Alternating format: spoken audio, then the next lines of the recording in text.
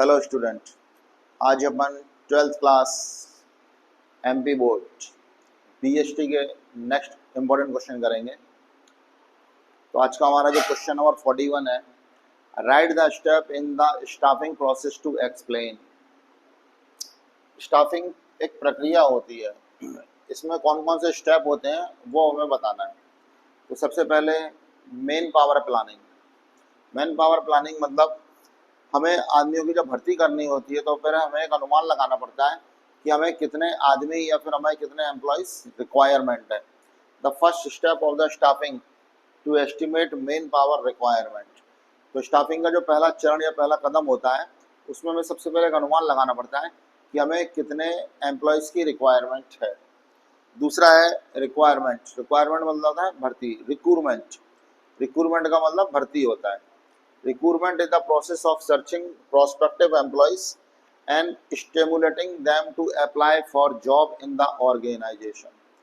Recruitment मतलब भर्ती एक ऐसी प्रक्रिया है जिसमें अपन योग्य उम्मीदवारों को चुनते हैं और उनसे अपन जो फॉर्म वगैरह हैं, आवेदन वगैरह हैं, वो स्वीकार करते हैं।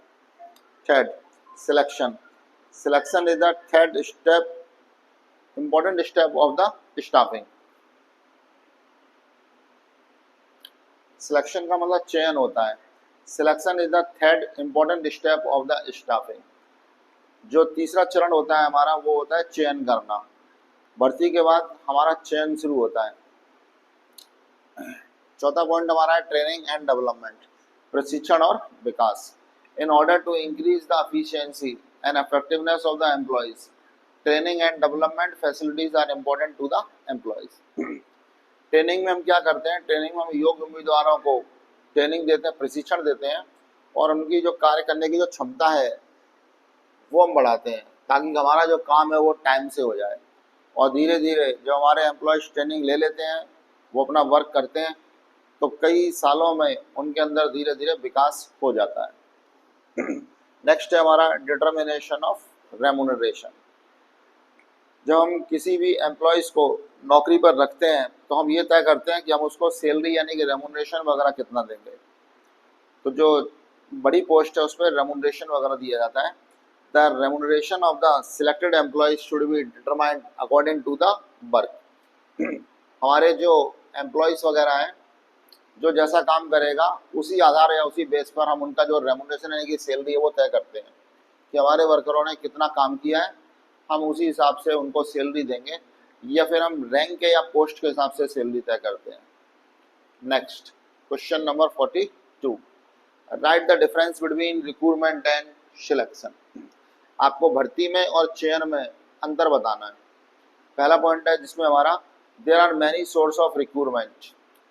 जो भर्ती होती है उसके कई सोर्स होते हैं, इंटरनल सोर्स और external source.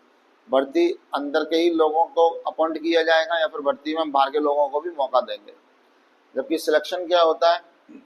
There is a specific process of the selection of employees. जबकि चयन करने की एक विशेष प्रकार की एक प्रक्रिया होती है। Second point, it is a simple process. जो रिक्रूटमेंट है वो एक सिंपल प्रोसेस है, वो एक काफ़ी सरल प्रक्रिया है। जबकि जो चयन होता है वो थोड़ा सा एक कॉम्प्लेक्स यानी कि जटिल प्रक्रिया होती है। थर्ड पॉइंट हमारा रिक्रूटमेंट बिफोर सिलेक्शन। सिलेक्शन से पहले भर्ती किया जाता है। जबकि थर्ड पॉइंट में हमारा सिलेक्शन में क्या लिखा हुआ है? Appointment letter issued after selection. Selection यानी कि चयन के बाद हम डायरेक्ट अपने एम्प्लॉयज वगैरह जो होते हैं उनको अपॉइंटमेंट लेटर देते हैं। चौथा हमारा पॉइंट है रिक्रूटमेंट इज अ पॉजिटिव। जो भर्ती होती है वो एक पॉजिटिव रवैया रखती है, सकारात्मक इसका रवैया होता है। जबकि जो सिलेक्शन है इट इज ए नेगेटिव, ये एक नकारात्मक प्रक्रिया है। हमारा जो नेक्स्ट क्वेश्चन है question number 43, right the principle of selection. चयन के सिद्धांत बताइए। तो पहला इसमें हमारा पॉइंट है selection should be made by competent persons. जो आदमी सिलेक्शन कर रहा है वो आदमी उन लोगों से ज़्यादा योग्य होना चाहिए जो भर्ती होने आए हैं या फिर जिनका हम सिलेक्शन कर रहे हैं। The employee should be selected by competent person. यानी कि जो चयन करने वाला आदमी है वो काफ़ी नॉलेजेबल और टैलेंट होना चाहिए, वो काफ़ी पढ़ा लिखा होना चाहिए। सेकंड पॉइंट है हमारा selection should be based on certain standard. जब हम चयन कर रहे हैं तो हमें पहले से ही कुछ प्रमाप तय कर देना चाहिए कि चयन में ये प्रोसेस होगी, रिटन टेस्ट होगा, फिजिकल टेस्ट होगा, मेंटली टेस्ट होगा या फिर इंटरव्यू वगैरह होगा। तो पहले से कैंडिडेट को मालूम होना चाहिए कि वो कौन कौन से प्रोसेस से गुजरेगा। थर्ड पॉइंट है इसमें हमारा suitable sources. An employee can be selected either from internal or external sources. हम जब लोगों को चुनते हैं या फिर नौकरी पर रखते हैं तो हमारे पास जो सोर्स होते हैं वो बिल्कुल क्लियर होने चाहिए। हम भर्ती इंटरनल सोर्स से करेंगे या फिर एक्सटर्नल, मतलब बाहर के लोगों को भी चांस दिया जाएगा। फ्लेक्सिबिलिटी मतलब होता है लचीलापन। Selection process should be flexible. जो सिलेक्शन प्रोसेस होती है वो काफ़ी सरल होनी चाहिए। As and when necessary it should be change easily. अगर हमें अपनी भर्ती की प्रक्रिया में या फिर चयन की प्रक्रिया में कुछ भी बदलाव करना है या फिर थोड़ा बहुत चेंजेस करना है तो हम परिस्थिति या सिचुएशन के हिसाब से उसमें कुछ भी चेंज कर सकें। हमारा पांचवा पॉइंट है according to post one and the same process should not be adopted for all type of the post. जैसे बैंक होता है, बैंक में प्यून भी होते हैं, क्लर्क भी होते हैं, मैनेजर वगैरह भी होते हैं, तो सबके लिए हमें एक ही प्रोसेस नहीं अपनानी चाहिए। हमें अलग अलग रैंक या पोस्ट के लिए अलग अलग प्रकार से भर्ती लोगों को करना चाहिए, या भर्ती की जो प्रोसेस है वो अलग अलग एम्प्लॉयज़ की अलग अलग होनी चाहिए। नेक्स्ट हमारा पॉइंट है इम्पार्शियल। इम्पार्शियल का मतलब होता है जो आदमी सिलेक्शन कर रहा है वो किसी के साथ भी भेदभाव ना करे। The selection should be just fair and impartial.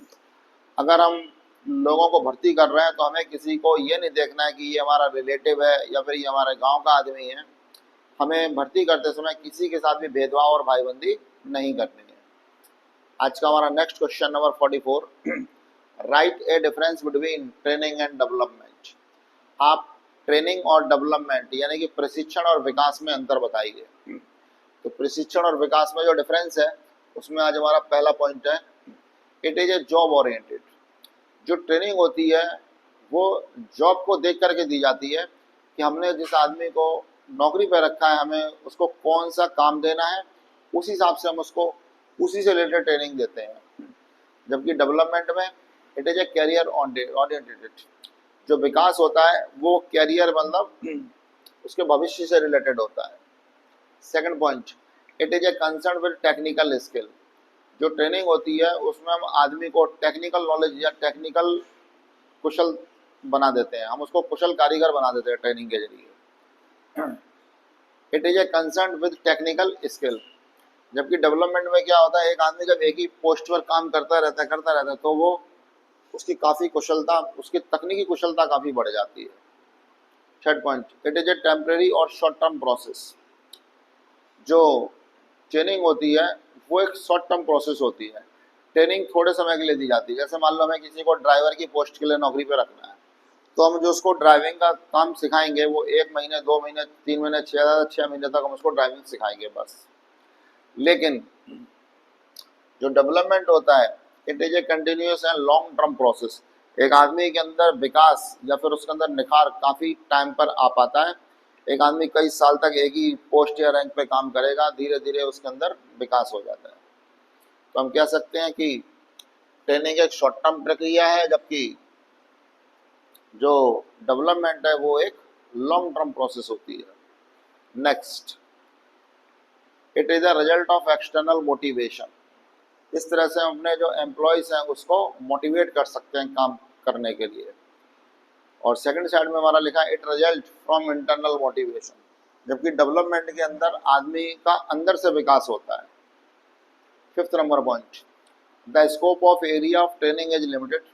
Training का जो एरिया होता है वो सीमित या छोटा होता है क्योंकि ट्रेनिंग जो दी जाती है किसी आदमी को एक ही काम से रिलेटेड दी जाती है। जैसे हमें किसी को कुक की नौकरी के लिए रखना है, खाना बनाने के लिए, तो हम उसको जो ट्रेनिंग देंगे वो सिर्फ खाना बनाने से ही रिलेटेड देंगे बस, और कोई हम उसको नया काम नहीं सिखाएंगे। जबकि डेवलपमेंट में क्या होता है, the scope of the area of development is wide. जो डेवलपमेंट होता है उसका एरिया काफ़ी बड़ा होता है। एक आदमी के अंदर विकास तब होता है जब वो सारी की सारी फील्ड, ये सारी की सारी चीज़ों का उसको नॉलेज होता है। Next question number 45, right the internal source of recruitment. भर्ती के आंतरिक स्रोत बताने हैं। सोर्स का मतलब होता है कहाँ कहाँ से हम लोगों को भर्ती कर सकते हैं। तो इसमें हमें इंटरनल मतलब बाहर के लोगों को चांस नहीं देना, हमारे पास ऑलरेडी जो काम कर रहे हैं एम्प्लॉयज़, हमें उन्हीं में से लोगों को सिलेक्ट करना है, इसको अपन बोलते हैं इंटरनल सोर्स। तो इसमें हमारा जो पहला पॉइंट है वो promotion. Ordinary it is a commendable policy to promote people. हमारे पास जो एम्प्लॉयज़ काम कर रहे हैं उन्हीं का हम रैंक बढ़ा देंगे या उनका हम पोस्ट बढ़ा देंगे और इस तरह से जो खाली वैकेंसी है उसको हम भर सकते हैं। सेकंड पॉइंट है इसमें हमारा ट्रांसफ़र यानी कि स्थानांतरण। जैसे मान लो हमें अपनी ब्रांच में आदमी चाहिए थे 10, लेकिन हमारे पास आदमी है 12, तो 2 आदमियों को हम नौकरी से नहीं निकालेंगे, 2 आदमियों को हम अपनी ही दूसरी ब्रांच में शिफ्ट कर देंगे। जैसे कि जो पुलिस थाना होता है, एक ही शहर में कई पुलिस थाने होते हैं, तो मान लो हमारे पास जो पुलिस में लोग नौकरी कर रहे हैं, हमें वो चाहिए थे 10, लेकिन हमारे पास 12 एम्प्लॉयज़ हैं, तो 2 लोगों को हम दूसरे थाने में ट्रांसफ़र कर देंगे और इस तरह से जो हम खाली वैकेंसी है उसको या खाली जो पोस्ट है उसको भर सकते हैं। तीसरा है हमारा demotion. In the business under discretionary condition employee may be demoted back to their original job. Demotion का मतलब ये होता है कि मान लो किसी एम्प्लॉय से हम सेटिस्फाई नहीं हैं, तो हम उसको वापस उसी जगह पर भेज सकते हैं जहाँ पर वो ऑलरेडी काम कर रहा है और इस तरह से जो हमारी पुरानी खाली वैकेंसी थी उसको हम भर सकते हैं। नेक्स्ट है हमारा ex employees. It means recruitment in the reference for employing ex employees of the post who have worked so they immediately pick up the work without any training.